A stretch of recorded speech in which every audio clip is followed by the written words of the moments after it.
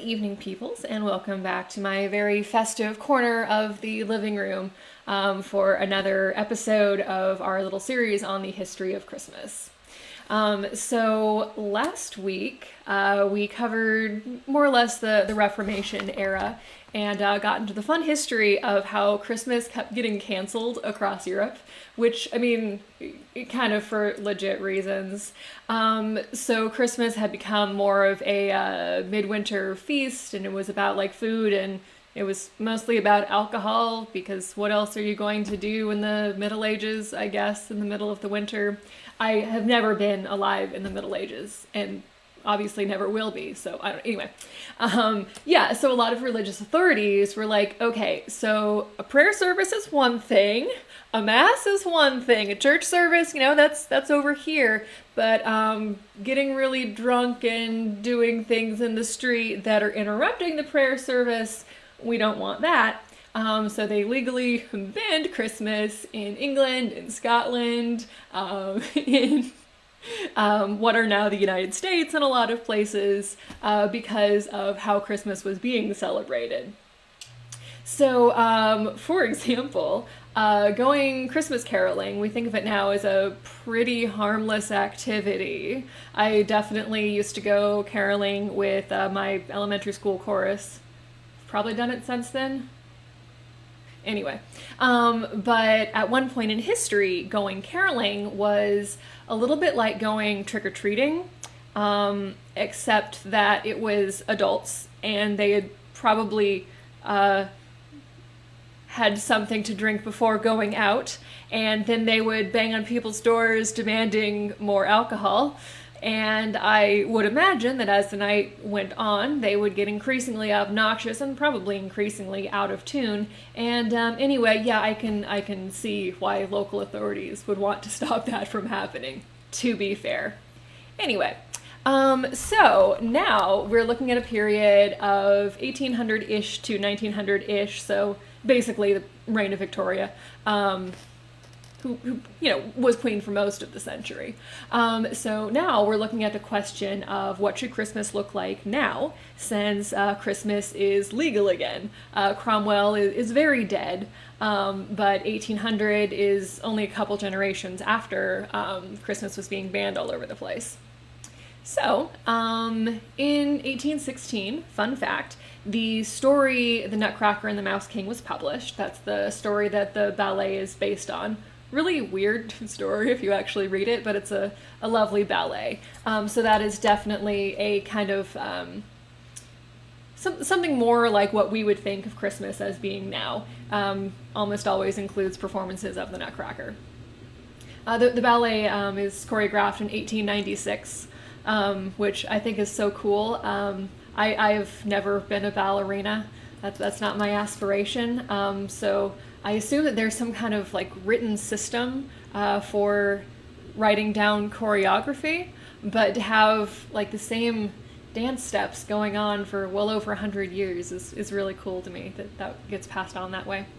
Anyway, so in 1822, we get the poem A Visit from St. Nicholas, which is the actual title of what everybody just calls 'Twas the Night Before Christmas, which is obviously the first line. So this poem kind of promotes the new tradition of giving gifts at Christmas, and it also promotes the idea of Christmas stockings, especially having stockings out on Christmas Eve rather than St. Nicholas Day, which is early December. So in the 1820s, Washington Irving is writing stuff. He's the guy who also wrote Sleepy Hollow, and he's also single-handedly responsible for the immensely stupid myth. I have strong feelings about this. The immensely stupid myth that people thought that the Earth was flat before Columbus. No one thought the Earth was flat. Like, seriously, have you met a sailor? The Earth is not flat. Nobody thought this. But Washington Irving was like, hey, this would be a cool and dramatic detail to amp up the stakes. And anyway, people cannot let that go. Totally fake. Washington Irving, not my favorite person for this reason. Anyway, so Washington Irving published a bunch of like essays and short stories and things. And so one of the essays that he published was called Christmas Dinner. And apparently he went to England and is writing about the old customs that are being revived for Christmas. And so they're serving a boar's head, as you do, and they're serving peacock pie, because sure, peacocks are very pretty, but they are one of the top 3 worst bird in my opinion. Yes, I have a ranking of worst birds, peacocks. Yes, so that is, yeah. So in this generation, there's kind of a movement to revive some of the old customs of celebrating Thank you for letting me know. No sound.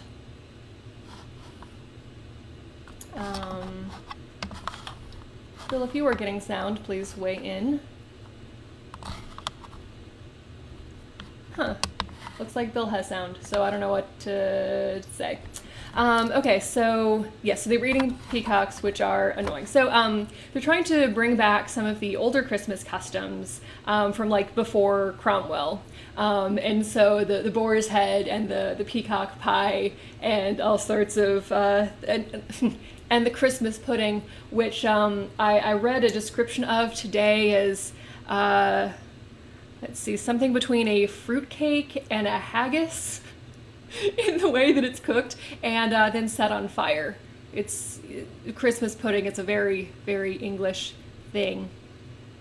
Anyway, yes, so in 1834, Christmas becomes a bank holiday in the UK, so people get the day off work. And that is less than a decade before Dickens publishes A Christmas Carol, which has a very large impact on how Christmas came to be celebrated in the Western world. So much. Like, for example, the phrase Merry Christmas was popularized by Charles Dickens's A Christmas Carol. Like, it had that much influence on how we celebrate this season. So it also brought in the idea of Christmas being about family, and the idea of Christmas being a time when people who are more fortunate give to the poor. That wasn't necessarily part of the themes of the season before this book was published. It's a good theme. It can often be patronizing, but that is an entirely separate issue. So in the same year that Christmas Carol was published, 1843, is also the year that the first Christmas cards were made and sold commercially. So in 1840, the UK had started the penny post. So for a penny, you could send like a letter or a card or whatever anywhere in England. And so then for this cheap postage, you could send a Christmas card. So since 1843, we have had Christmas cards. Fun fact. So in 1846, the Christmas cracker was invented. This is a very English thing, so behold, I've put one up on screen. The picture that I found was one of me with a Christmas cracker when I was in England, living over there in college. So Christmas crackers there's like a tube and then 2 ends, and you pull it on it with someone else, and whoever gets the bigger end gets the goodies inside. So they usually contain a paper crown and a really bad joke. Like they are deliberately written to be like terrible puns, like dad joke level things, just kind of as a tradition, and also because it kind of will get the mood of a party started because everyone in the room is united in groaning at this terrible joke. So there's some camaraderie there. I don't know. I don't remember offhand what was in ours at this party other than the crowns that we were wearing the rest of the night.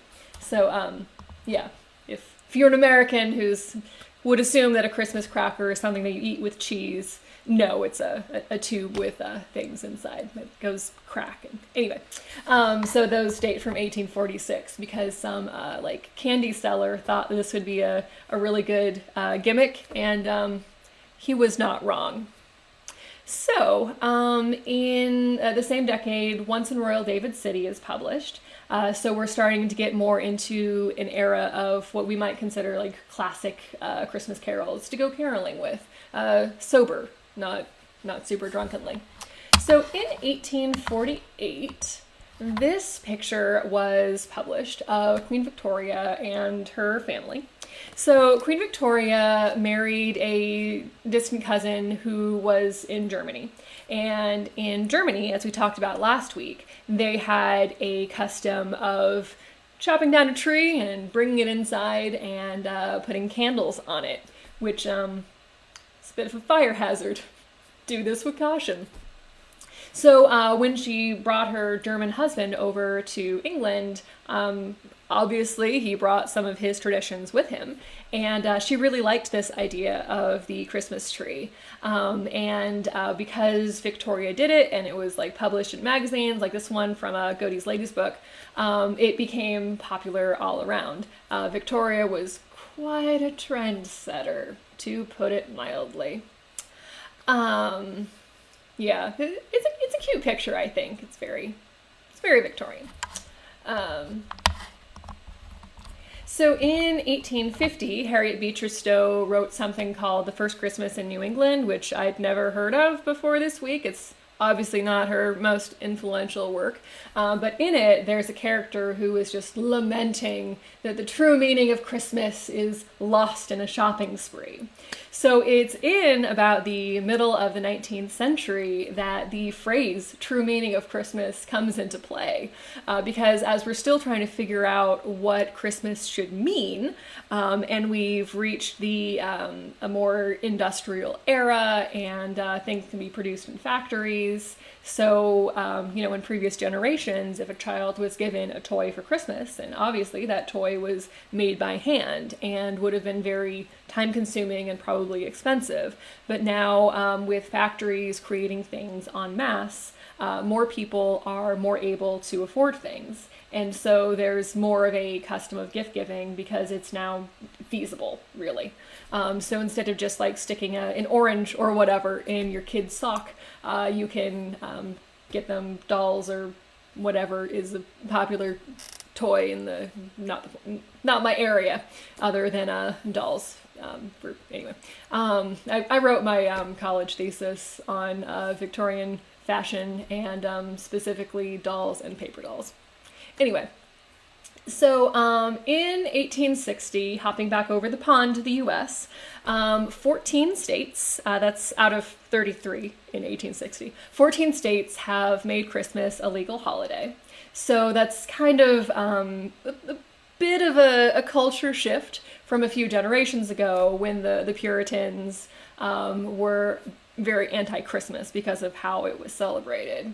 So, very fun fact, I must read a line from a newspaper in 1861 that was published in Pennsylvania that read, "Even our Presbyterian friends who have hitherto steadfastly ignored Christmas threw open their church doors and assembled in force to celebrate the anniversary of the Savior's birth." As we discussed last week, Calvin would probably be pretty horrified at how we celebrate Christmas in this country, or in Switzerland or Germany, either for that matter, probably, because it is about Jesus, but there's a lot of things that have come up around that too, which I don't think are all bad. Anything that prompts people to remember that charities are a thing that exist, that's not a bad thing. Things that bring people together, except during a time of pandemic, people should not be brought together, obviously. These are such weird times that we're living in. Anyway, so a few generations ago, we Presbyterians would not be having Christmas services. Although, fun fact, slight side tangent, this afternoon I was creating graphics and Facebook events for the extra services that we'll be having during Christmas week. So if you go to our Facebook page, you could find the page for our longest night service, or our Christmas Eve service, or our Christmas Day service. You could mark yourself as attending, you could comment on them, or you could share on your own page, or invite friends to it. doing any of that tells the Facebook algorithm that this thing is interesting and should be seen by more people.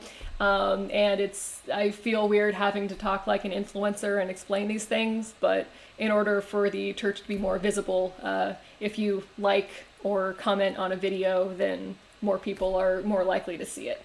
Fun fact. So thanks for commenting on this video. So also in this century, Away in a Manger is written. So that's also a very classic Christmas hymn for sure. Yeah, so I just wanted to cover one century tonight because between Queen Victoria and Charles Dickens and Washington Irving, kind of a trifecta, so much of what we now think of Christmas looking like first started out. So the Victorian Christmas would be a lot more familiar to us now than a Reformation era Christmas, and certainly a Christmas, however it was celebrated in the 4th century when it was first celebrated in 336, as far as we know. So there's just so many customs that have grown up that we take for granted. I would imagine that for us, Christmas cookies are maybe almost have the same emotional weight as the Christmas pudding in other cultures or generations. I'm not really a person for dried fruit in things. That the texture weirds me out. Like, dried fruit and salad, that's one thing, but when it's baked, it's weird in your mouth. And raisins and cookies are why people have trust issues. It's just, you look at a cookie, you think that it's chocolate chips, but it's not chocolate chips, it's raisins. And it's a very different feeling in your mouth. Tangent again. Yeah. So, I can't imagine that 2,000 years ago in Bethlehem, at whatever time of year it was that Mary was giving birth, which, I mean, probably wasn't December. I guess there's a 1 in 12 chance that it could have been December.